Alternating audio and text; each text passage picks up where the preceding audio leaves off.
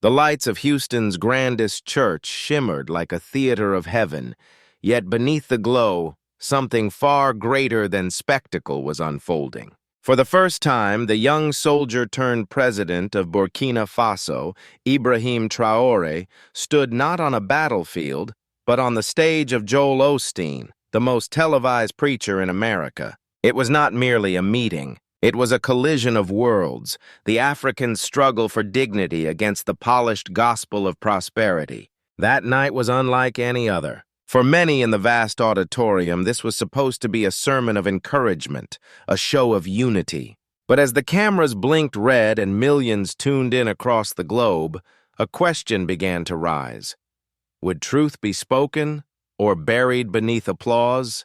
Traore had shaken Africa with his defiance of colonial powers. Osteen had filled America's homes with his message of comfort. When they sat across from each other, the very soul of faith was on trial. Was Christianity meant for sacrifice, or had it become a marketplace? Stay close with us. This is more than a conversation. It is a mirror held to the soul of nations. Subscribe and walk with us, for a faith in an Africa that shall never bow again. The night began with the kind of grandeur America knows so well. The auditorium in Houston gleamed under 1,000 lights, polished until every reflection looked like starlight. Television cameras crowded the aisles, their red recording dots blinking like silent witnesses. Thousands of worshipers filled the seats, some dressed in their Sunday best, others in plain work clothes, but all buzzing with anticipation. Joel Osteen, the smiling face of American Christianity,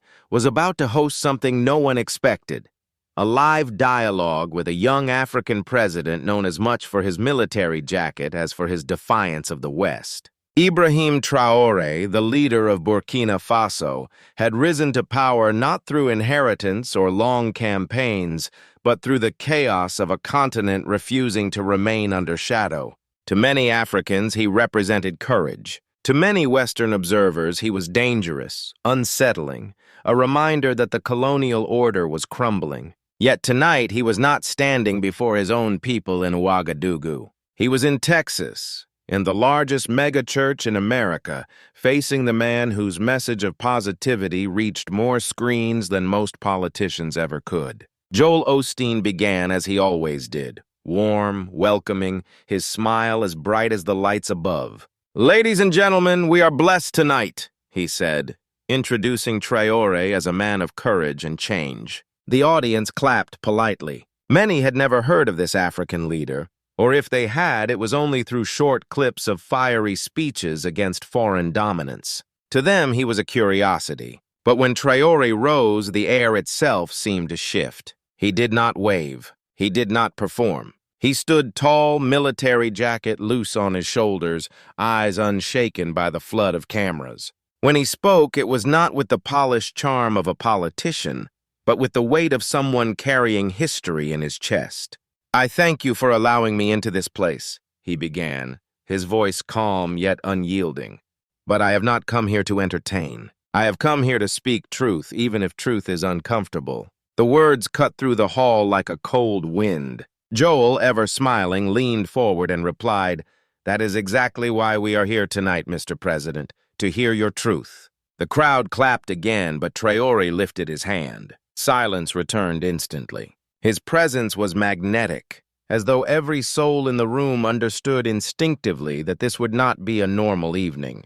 What followed began gently but carried a force that few in the room could anticipate. Traore spoke of how in his country, Christianity and Islam coexisted, but too often both had been twisted into chains of control rather than wings of freedom. He declared that faith had been turned into theater, salvation into business, truth into commodities for sale. He spoke not as a politician, but as a witness, exposing a wound in front of the world. Gasps spread through the audience. For the first time, Joel's grin faltered, though he quickly recovered. He attempted to redirect, to frame the conversation as one of encouragement and hope. But Traore's words had already unsettled the room. Some clapped, eager for this piercing honesty. Others shifted in discomfort, uncertain whether this was bravery or blasphemy. As the conversation deepened, the stage itself became a battleground, not of armies, but of ideas. Cameras streamed every word, social media lit up with hashtags, and the audience found themselves not in a night of inspiration, but in the middle of a global confrontation. It was the kind of moment that history books often look back on, when worlds collide in one room, when truth and comfort stand across from each other under the same spotlight. The tension grew not loud but heavy, the kind of silence that says everything. And then, with the hall holding its breath, Traore leaned forward, his voice sharpening. But none knew that what was about to be said would echo far beyond that hall. The atmosphere inside the auditorium was electric, as if the very walls were listening. Traore had not come to flatter, and his voice carried the weight of that promise. His words grew sharper, cutting through the polished stage lights and the carefully rehearsed smiles. Christianity, he said slowly, his tone measured but burning, was never meant to be theater. Jesus Christ did not die for his name to be used to build empires of wealth. He did not suffer on the cross so that his message could be reduced to motivational speeches. Christianity is not about mansions. It is about humility. It is not about stages and lights. It is about truth and struggle. The audience gasped. A few clapped in bursts of agreement, while others shifted uncomfortably in their seats. Joel Osteen, who had built an empire on a gospel of positivity, tried to intervene. "Mr. President," he said softly, "we believe in spreading hope. We believe in lifting people up. Surely there's nothing wrong with positivity." But Traore turned, his eyes fixed on Osteen with the intensity of a man who had seen hunger, death, and betrayal firsthand. His words hit like hammer blows. Hope without truth is deception. Positivity without accountability is poison. You preach to millions, Joel. People broken, hungry, desperate. And instead of giving them the fire of truth, you give them cotton candy. Sweet words, empty promises. Tell me, when was the last time you spoke about justice? When was the last time you condemned the corruption of the powerful? When was the last time you challenged your audience to stand against evil instead of simply waiting for blessings? The silence that followed was suffocating. Even the cameras seemed to hesitate, as though aware of the magnitude of the confrontation. Joel's signature smile faltered again, and he drew a deep breath before responding. "I believe in God's goodness. I believe people need encouragement, not condemnation. That is what I try to bring." But Traore's reply landed like thunder. "Encouragement without truth is like medicine without cure. It numbs the pain but never heals the disease." The early Christians were not loved for their comfort. They were hunted, persecuted, killed, because they stood against empires, against injustice, against hypocrisy. And yet today, Christianity has been commercialized into a brand. Preachers fly private jets while children starve. Churches build monuments of gold while the poor sleep on sidewalks outside their doors. Is this the Christianity Christ died for? Or is this a marketplace in his name? This time the hall erupted. Some applauded furiously, shouting in agreement, their voices echoing from the rafters. Others booed, shaking their heads, unable to bear the weight of his accusations. The clash of voices filled the sanctuary, a storm of division within the very house of worship. Online, millions were watching live. Hashtags burst into trending lists within minutes. Tor speaks, Yolstro, hashtag Christianity Truth. Clips of Traore's words were already circulating, spreading faster than the broadcast itself. Commentators, bloggers, and religious leaders chimed in within seconds. Some praised him as prophetic, calling him the voice of a generation that refused to be deceived. Others condemned him as disrespectful, accusing him of using the pulpit for political theater. But inside that hall, the weight of history pressed down. Joel Osteen, usually untouchable, shifted in his chair, his fingers drumming nervously on the armrest. He tried once more to defend his ministry. Churches do much good. We feed the poor, we build communities, we bring people together. Surely that cannot be dismissed. Traore's eyes narrowed. His voice dropped lower, but it struck deeper. And yet the poor remain poor. Injustice remains untouched. Corruption thrives unchecked. Tell me, Joel, how many times have you stood before the rich and told them to change their ways? How many times have you stood before your government and demanded justice for the oppressed? The Bible says the love of money is the root of all evil. Yet too many shepherds bow before money as if it were God himself. That is not Christianity. That is idolatry in holy robes. The tension in the room was unbearable now. Some audience members stood and clapped as though they were witnessing a revolution. Others crossed their arms tightly, unwilling to look at the stage. Even pastors in the front rows exchanged anxious glances, their faces pale under the lights. It was not just a debate. It was a confrontation between two visions of faith. One polished, comfortable, and broadcast across the world, the other raw, sacrificial, and demanding truth. And as the fire burned brighter, one thing became clear. The night was no longer about Osteen's church. It was about the soul of Christianity itself. Yet the fire had only just been lit. The echoes of that night did not fade when the cameras switched off. Instead, they traveled across oceans, carried by headlines, by whispers in church pews, by late-night debates in both African villages and American living rooms. What was meant to be a single evening of inspiration had become a storm touching the heart of civil society and politics alike. In America, the reactions were immediate and divided. Some congregations replayed the broadcast on projectors, discussing in Bible study groups whether Traore's words were righteous fire or reckless offense. Others denounced him, calling him an outsider meddling in American faith. Yet among many young believers, especially those questioning the lavish lifestyles of megachurch pastors, his voice resonated deeply. For them, he had named aloud the very doubts they had been taught never to say. In Africa, the consequences were even more profound. Across Ouagadougou, Lagos, Nairobi, and Accra, people replayed the clips on their phones. Here was a young African leader standing in the heart of America, challenging a preacher who symbolized wealth and comfort, and doing so without trembling. To many, it was not simply about religion. It was about dignity. It was about a continent declaring that its leaders, its youth, its faith could no longer be dictated to from abroad. Elders in small Burkina Faso villages nodded with pride, remembering their own sacrifices when churches were humble and priests lived simply among the people. Students in Dakar and Abidjan debated his words late into the night, linking them to their own frustrations with corruption, inequality, and the colonial legacies still haunting their nations. To them, Traore's rebuke was not just theological, it was political. Because what he had said about churches bowing to money applied equally to governments bowing to foreign interests. What he had declared about false hope being cotton candy resonated with young Africans tired of hearing empty promises from politicians while their economies remained fragile. His words had become a mirror not only for Christianity but for leadership itself. And so the discussion spilled beyond pulpits and sermons into parliaments and talk shows. African commentators argued that the confrontation was a symbol of anti-colonial Africa finding its voice once more. No longer content to merely resist militarily or economically, here was a leader daring to challenge Western influence even in the realm of faith. The megachurch, with all its lights and polished glamour, had been shaken by a soldier in a plain jacket. This symbolism carried weight. For too long, critics argued, religion had been used in Africa as a tool of colonization,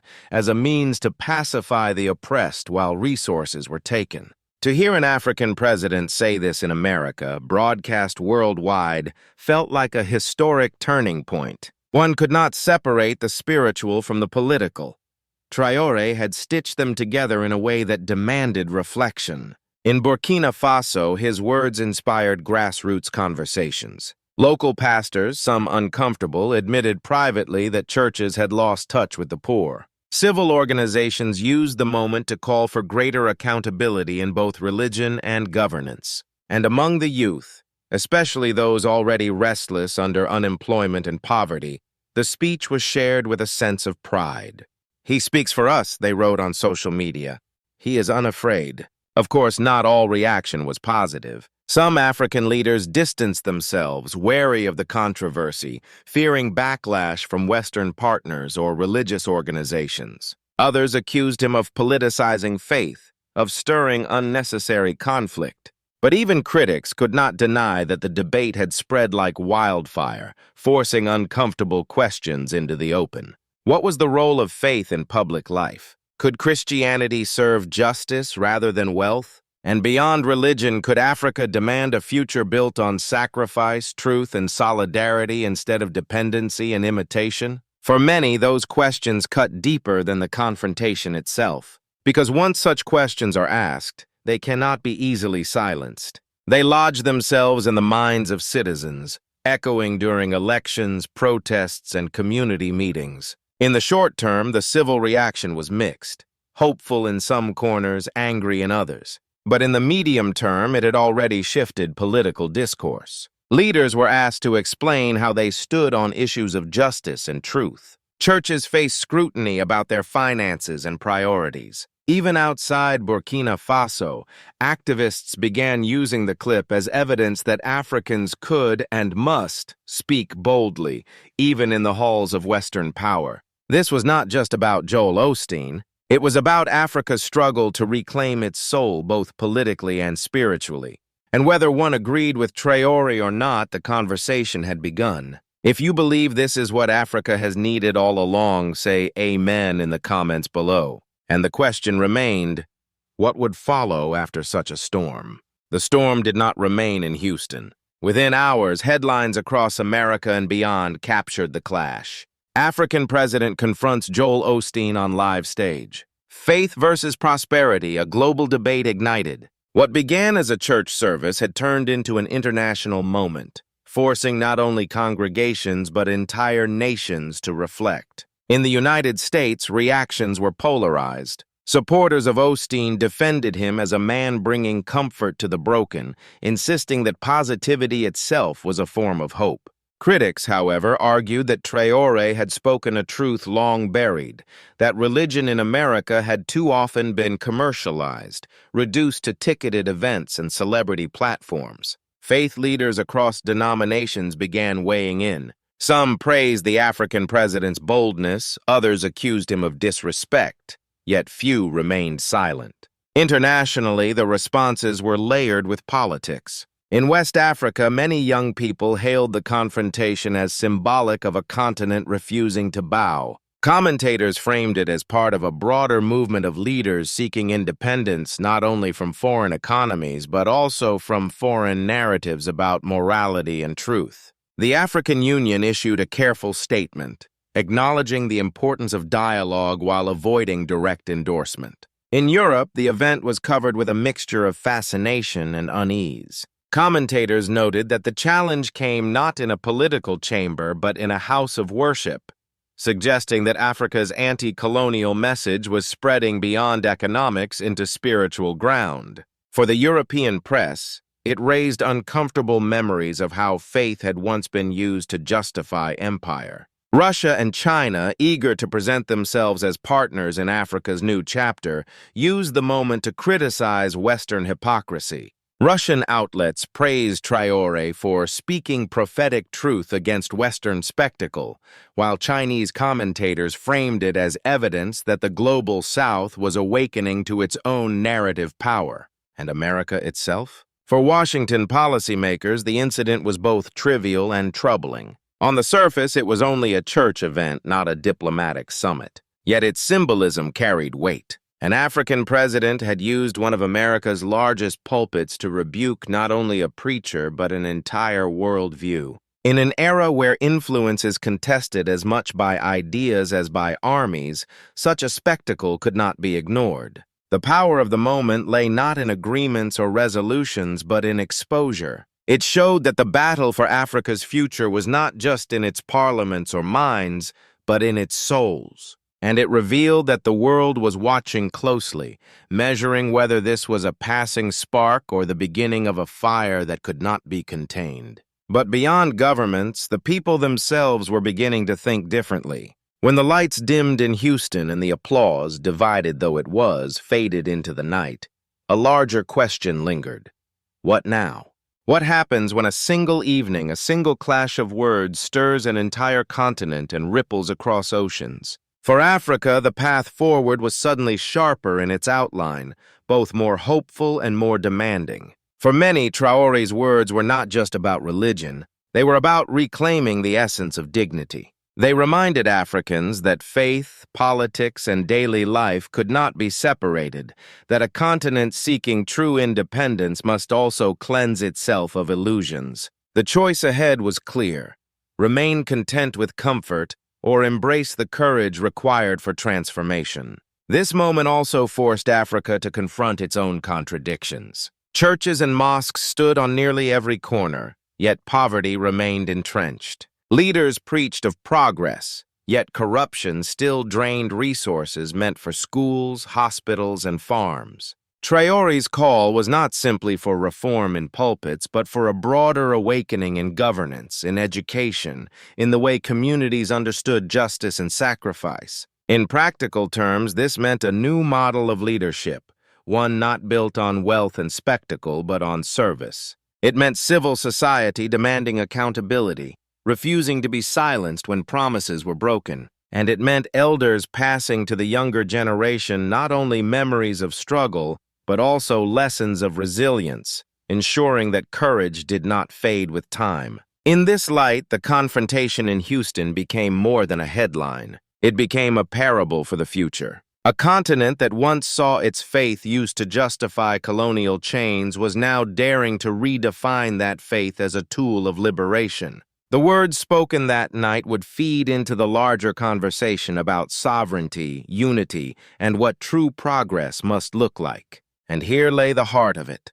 Progress for Africa cannot be measured only in skyscrapers or GDP figures. It must also be measured in justice, in communities where the poor are fed before the rich are praised, in governments that protect rather than exploit, in a generation of youth who refuse to trade their voices for empty promises. This is the essence of African development. Development not only of infrastructure, but of spirit, of justice, of collective dignity. The future will not be easy.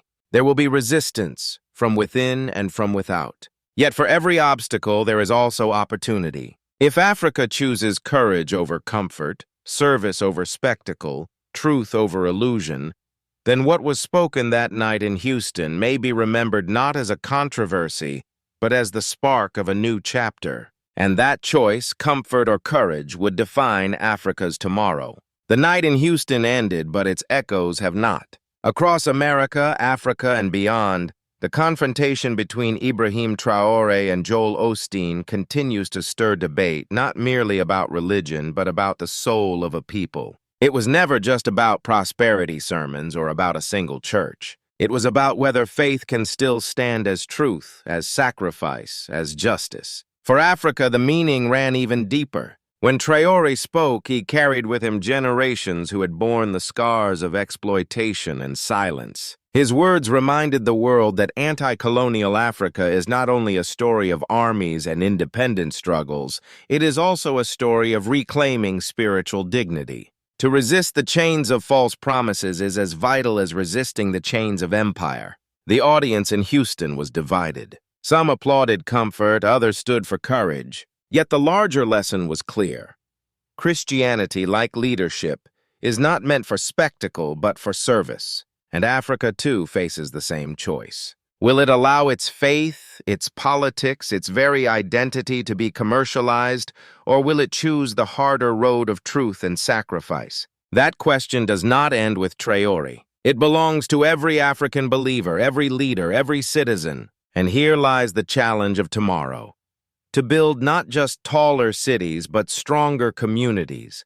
Not just wealthier elites, but fairer societies. This is the vision of African development that must endure, one rooted in justice, in shared sacrifice, and in dignity that cannot be sold. For if development forgets the poor, it is hollow. If faith forgets justice, it is false. The story of that night compels us to ask, if Christ came today, would he recognize his church? Would he see love in our streets or only luxury in our pulpits? Would he see leaders who speak truth or only those who smile for applause? If this story moves your spirit, do not remain silent. Like, share, and subscribe. Our history was once muted. Let us claim our future aloud together. So let the comments rise like a chorus. New Africa. Africa rise. It's time for Africa!